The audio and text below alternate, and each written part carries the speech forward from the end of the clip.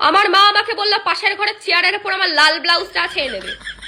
ভালো কথা, আমি তো পাশের ঘরে গেলাম, চেয়ারের উপর 10 মিনিট খুঁজলাম, আশেপাশে খুঁজলাম, কোথাও আমি লাল ব্লাউজ পেলাম না। মাকে বললাম মা লাল ব্লাউজ কোথায়? মা বললো হ্যাঁ জানোয়ার, অন্ধ হয়ে গেছিস, তুই পারবি না কিছু, চোখ খারাপ হয়ে গেছে, চিতা কাটতে কাটতে খারাপ হয়ে গেছে। তারপর নিজে আসলো, নিজে এসে দেখলাম চেয়ারের উপর দিয়ে গোলাপি ব্লাউজ নিল। আমি বললাম এটা তো গোলাপি ব্লাউজ।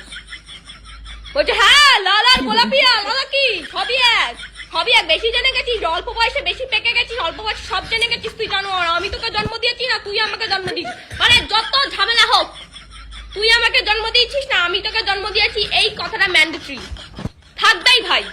আমি কি জানি না কে আমাকে জন্ম দিয়েছে, মানে আমি দিয়েছি না তুমি দিয়েছো আমি জানি না। আর আমি এটা বুঝতে পারলাম না যে একটা ব্লাউজের সাথে মানে জন্ম দেওয়ার কি সম্পর্ক আছে, জন্মটা কোথা দিয়ে আসছে।